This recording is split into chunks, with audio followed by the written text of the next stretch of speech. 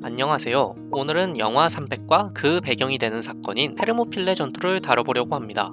테르모필레 전투는 기원전 480년 페르시아 전쟁 중 그리스 연합군과 페르시아군이 뜨거운 문이라는 의미를 가진 지역인 테르모필레에서 벌인 전투입니다. 이 전투는 그리스 연합군의 패배로 끝났지만 헤로도토스의 기록에 의해 위대한 패배로 만들어졌고 서양에서는 패배 신화로서 자리 잡는 데 성공했습니다. 또한 용감하고 위대한 전사들의 국가라는 스파르타의 이미지도 사실상 테르모필레 전투를 통해 만들어졌다고 할 수 있습니다. 그렇다면 이 전투는 왜 일어났을까요?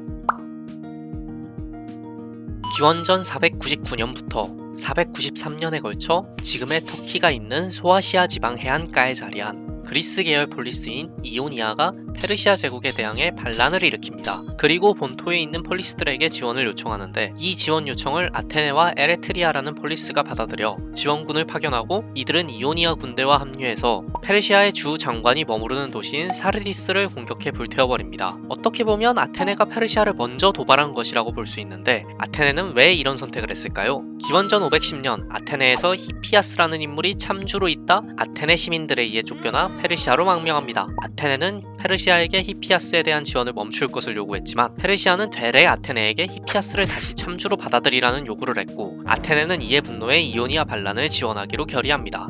페르시아의 황제인 다리우스 1세는 아테네와 에레트리아가 이오니아 반란을 지원한 것을 잊어버리지 않았고 기원전 492년 트라키아를 정벌하고 마케도니아를 속국으로 만들고 나서 그리스의 폴리스들에게 특사를 파견해 물과 흙을 요구합니다. 물과 흙을 요구하는 것은 상징적인 행위로 페르시아의 황제를 황제로 인정하고 지배권에 편입될 것을 요구하는 행위였죠. 대부분의 폴리스들은 이를 받아들이지만 스파르타와 아테네는 거부하고 사신을 살해합니다. 그러자 다리우스 1세는 기원전 490년 에레트리아와 아테네 정벌에 나섰고 그 유명한 마라톤 전투에서 처참하게 패배합니다. 이게 페르시아 전쟁의 시작이었습니다. 10년이 지나 다리우스 1세의 아들인 크세르크세스 1세는 이집트에서 일어난 반란을 정리하고 그리스로 시선을 돌려 원정을 준비하며 아테네와 스파르타를 제외한 폴리스들의 사신들을 파견해 항복을 종용합니다. 아테네와 스파르타가 제외된 이유는 10년 전에 두 폴리스가 파견된 사신을 살해했기 때문입니다. 그리스 세계는 하나로 뭉쳐있는 세계가 아니었습니다. 그리스의 폴리스들은 각기 다른 제도를 가지고 살아갔고 가끔은 외교를 통해서 때때로는 전쟁을 통해서 서로 싸워왔습니다. 그렇기 때문에 테베 같은 폴리스들은 정치적 이득을 위해 페르시아 측으로 돌아서기도 했습니다. 하지만 아테네와 스파르타를 대표로 하는 반페르시아 파벌은 뭉쳐 전쟁을 준비했고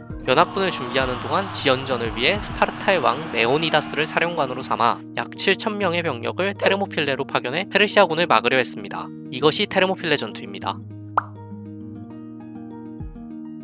영화에서 For Freedom, 스파르타 전사들은 자유를 위해 싸운다고 외치며 페르시아 군대를 노예로 구성된 군대라고 비하합니다. 영화 내내 그리스를 묘사하는 단어는 리즌과 같은 단어들이지만 페르시아를 묘사하는 단어는 미스틱, 몬스터와 같은 단어죠. 두 왕의 모습에서도 이러한 비교를 찾아볼 수 있습니다. 나는 관대하다 라는 대사와 함께 밈이 되었던 크세르크세스의 모습은 거대한 제국의 황제가 아닌 토속적이고 미신적인 부족장처럼 그려지며 수많은 노예들이 짊어진 건물처럼 보이는 거대한 가마를 타고 다니는 모습을 보여줍니다. 그에 비해 레오니다스는 강건한 육체를 가지고 동료들과 함께 싸우는 일명 상남자의 모습을 보여주지요. 이러한 비교는 전투 장면에서 드러납니다. 기형적으로 비틀린 괴물들로 가득한 페르시아 군대에 대항하여 건강한 신체를 가진 스파르타의 중장 보병들이 맞서 싸웁니다. 이는 실제 역사와는 거리가 있는 모습입니다. 실제 스파르타는 자유나 민주와는 거리가 먼 국가였습니다. 스파르타는 세 개의 신분 계층으로 엄격하게 구분된 사회였고 이들은 스파르티아타이, 페리오이코이, 헤일로타이로 불렸습니다. 지배계급인 스파르티아타이는 국가 노예들과 스파르타의 지배를 받는 자유인들인 헤일로타이와 페리오이코이에 비해 극소수였고 자연스레 스파르타는 피지배 계급의 반항을 억누르기 위해 강력한 군국주의 국가가 되었습니다. 전사로 클 가능성이 없다고 생각되면 태아를 유기하는 잔혹한 관습도 거기서 비롯되었죠. 전사로 성장한 모든 시민은 국가를 위해 봉사할 의무를 가지고 있었고 이를 위해 공동체에서 보육과 교육이 모두 이루어졌으며 성장에서도 이는 마찬가지였습니다. 7살까지 집에서 교육받던 그들은 7살에 집을 떠나 단체 생활을 시작했고 20세에 공동교육시설을 떠나면 60세까지 15명으로 구성된 PDT온이라는 단체에 소속되어 함께 식사하고 함께 훈련하고 함께 전투했습니다. 그야말로 요람부터 무덤까지 통제되는 삶을 살았던 것이죠. 그럼에도 불구하고 영화에서 이들은 자유의 수호자로 그려집니다. 이들은 왜 그렇게 그려졌을까요?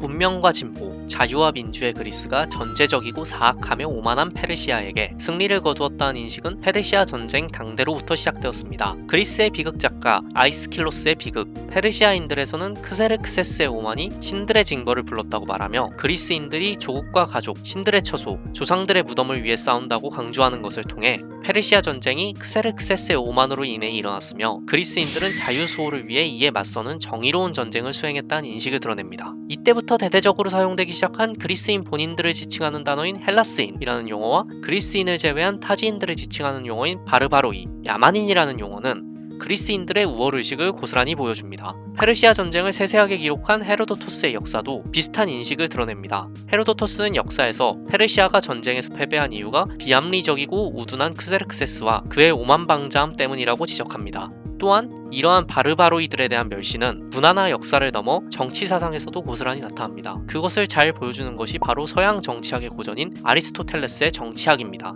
해당 저서에서 본인이 최악이라고 생각하는 참주정이 입헌적이고 세습적인 성격을 가지고 있는 이유를 야만인들이 그리스인들보다 훨씬 굴종적이라 독재 정치에 복종하기 때문이라고 설명하고 있습니다. 또한 정치학의 제1편인 가족론에 나오는 당연히 야만인들은 그리스인들에게 지배를 받아야 한다는 주장이나 야만인과 도예는 본질적으로 같다는 설명은 그리스인들의 야만인들에 대한 인식을 그대로 보여줍니다. 이들이 가지는 야만인들에 대한 인식은 서양의 역사에서 재학습되고 재구성되어 후대로 전달되었습니다. 20세기 유럽의 문화에서 주변 인종들에 대한 이러한 인식은 아주 흔하게 발견됩니다. 대표적으로는 정글북의 저자인 러디아드 키플링의 시인 백인의 짐을 들 수 있습니다. 미국이 필리핀을 집어삼키는 것을 계기로 작성된 이 시의 내용은 우월하고 어른인 백인이 열등하고 아이와 다를 바 없는 원주민들을 교화해야 하는 의무를 가지고 있다는 내용입니다. 이러한 내용은 우리에게 그리스인들이 본인들을 헬라스인이라 칭하고 다른 인종을 전부 바르바로이라 칭하며 멸시하고 애초부터 그들이 굴종적이라고 주장했던 것을 떠올리게 만듭니다. 이러한 인식들이 영화 300에서 자유인들의 스파르타가 정의와 자유를 지키기 위해 노예국가 페르시아를 상대로 싸우는 구도를 만들어내는데 결정적인 역할을 한 것입니다. 이러한 인식이 학습된 결과 무의식적으로 페르시아보다 스파르타에 대해 보다 긍정적인 이미지를 가지게 되는 것이죠. 오늘은 영화 300의 배경이 된 테르모필레 전투와 그 전투가 어째서 영화에서 그렇게 묘사되었는지를 살펴보았습니다. 재미있게 봐주셨고 다음에 다시 뵐 수 있다면 좋겠습니다. 다음 영상은 다른 주제로 찾아뵙도록 하겠습니다. 감사합니다.